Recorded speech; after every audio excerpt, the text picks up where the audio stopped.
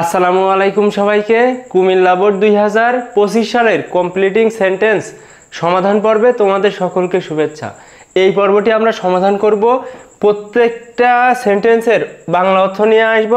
প্রত্যেকটা সেন্টেন্সে বা প্রত্যেকটা কমপ্লিটিংয়ে যে রুলগুলো অ্যাপ্লাই করা হয়েছিল প্রত্যেকটা রুলের ব্যাখ্যা এখানে থাকবে এবং এখানে কিন্তু মাল্টিপল অ্যান্সার থাকবে, অর্থাৎ দুইটা করে আমি এখানে অ্যান্সার যুক্ত করেছি যাতে তোমরা খুব সহজেই কমপ্লিটিং সেন্টেন্সের ভীতিটা দূর করতে পারো।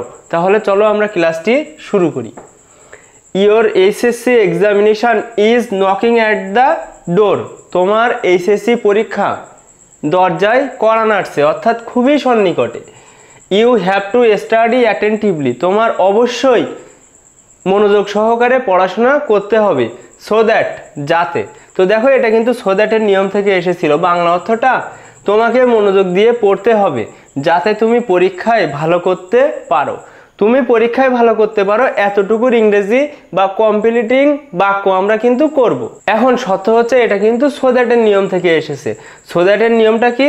সো দ্যাটের আগে যদি প্রেজেন্ট টেন্স থাকে বা প্রেজেন্ট ইনডিফিনাইট টেন্স থাকে আমাদের অ্যান্সার করতে হবে দেখো সাবজেক্ট ক্যান, উইল অথবা মে, এরপরে ভিয়ন এক্সটেনশন দিয়ে। তাহলে এখানে আমরা কি বলতে পারি? দেখো তুমি পরীক্ষায় ভালো করতে পারো।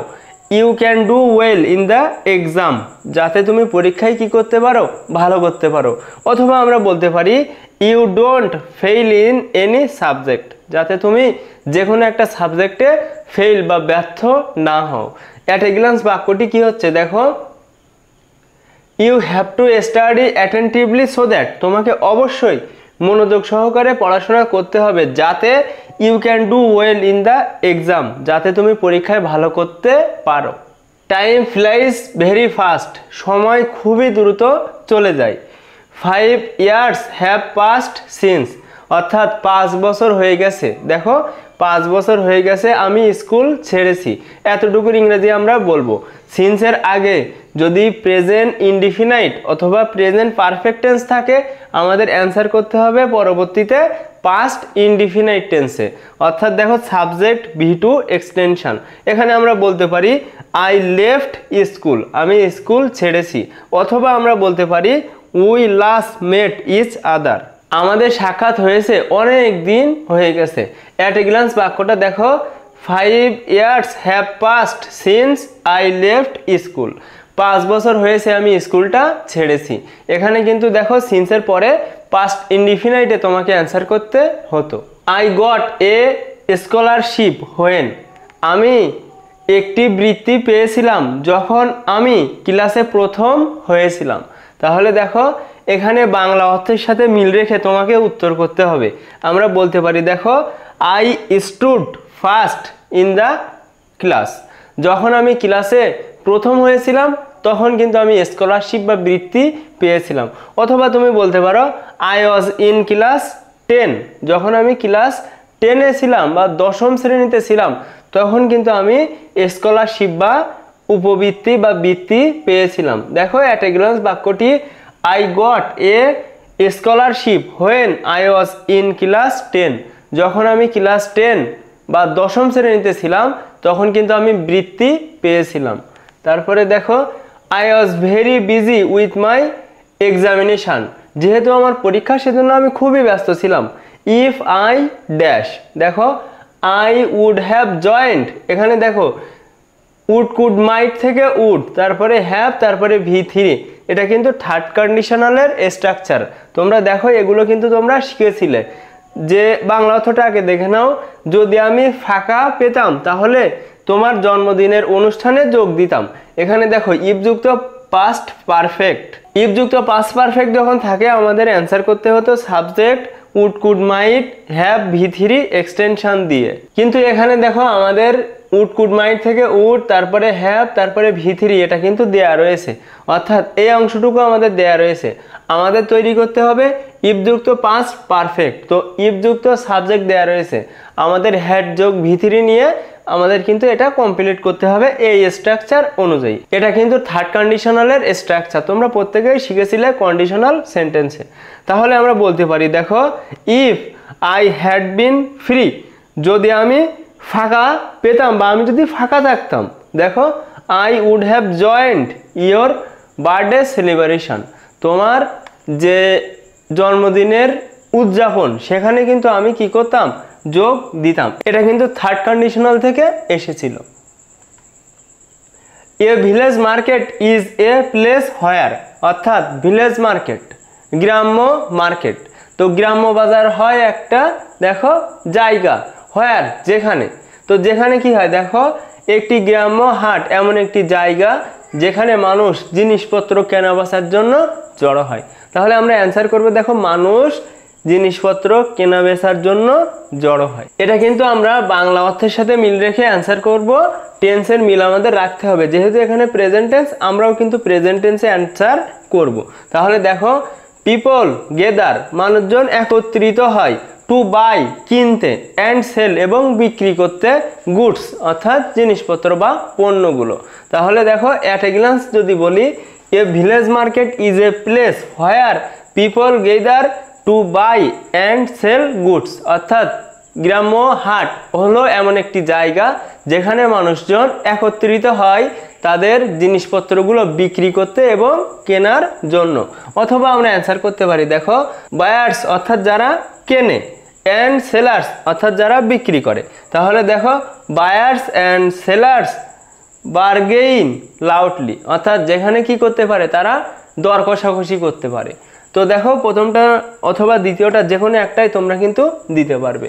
অ্যাট এ গ্লান্স বাক্যটি a village market is a place where people gather to buy and sell goods, village market বা গ্রাম্য হাট হচ্ছে এমন একটি জায়গা যেখানে মানুষজন কি করে বলতো, একত্রিত হয় তাদের জিনিসপত্রগুলো বিক্রি এবং কেনার জন্য।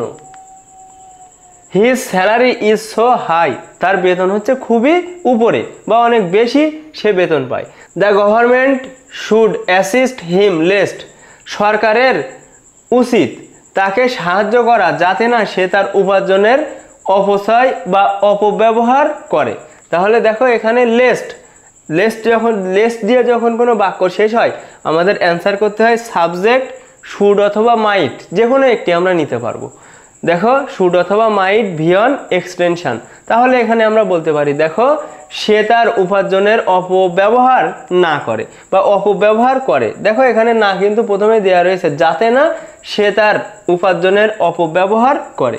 তাহলে he should misuse his income, যাতে সে তার উপার্জনের অর্থ অপব্যবহার না করে। অ্যাট এ গ্লান্স বাক্যটি কি হচ্ছে, the government should assist him lest he should misuse his income. Early rising gives a man enough free time, সকালে ঘুম থেকে ওঠা মানুষকে অনেক বেশি ফ্রি টাইম বা অবসর সময় দেয়। Had I been an early raiser, আমি যদি সকালে উঠতে পারতাম বা আমি যদি সকালে ওঠা একজন মানুষ হতাম তাহলে আমি আমার সব কাজ আগে শেষ করতে পারতাম। এতটুকুর ইংরেজি আমরা করব। তোমরা প্রত্যেকেই জানো দেখো হ্যাড সাবজেক্ট V3 এরকম স্ট্রাকচার যদি থাকে এটা কিন্তু থার্ড কন্ডিশনাল। আমরা থার্ড কন্ডিশনালের দুইটা স্ট্রাকচার পড়েছিলাম, এটা কিন্তু থার্ড কন্ডিশনালের দ্বিতীয় স্ট্রাকচার, এগুলো তোমরা বেসিক ক্লাসে শিখেছিলে। তাহলে দেখো এখানে রয়েছে হ্যাড, তারপরে সাবজেক্ট, তারপরে বিন। তাহলে দেখো এই স্ট্রাকচার যেহেতু আমাদের দেয়া রয়েছে আমাদের উত্তর করতে হবে সাবজেক্ট উড কুড মাইট, যে কোনো একটি আমাদের এখান থেকে নিতে হবে। তারপরে হ্যাভ V3 এক্সটেনশন, তাহলে আমরা বলতে পারি দেখো I could have finished all my task early, আমি সব সময় আমার কাজগুলো আগে আগে শেষ করতে পারতাম। অথবা আমরা বলতে পারি দেখো I would have been more successful in life, আমি আমার জীবনে আরও বেশি সফলতা পেতাম। অ্যাট এ গ্লান্স বাক্যটি কি হচ্ছে দেখো had I been an early raiser, আমি যদি সকালে ঘুম থেকে ওঠা বা ভোরে ঘুম থেকে ওঠা মানুষ হতাম, I could have finished my all my task early, আমি সব সময় সকালে আমার কাজগুলো আগে আগে শেষ করতে পারতাম।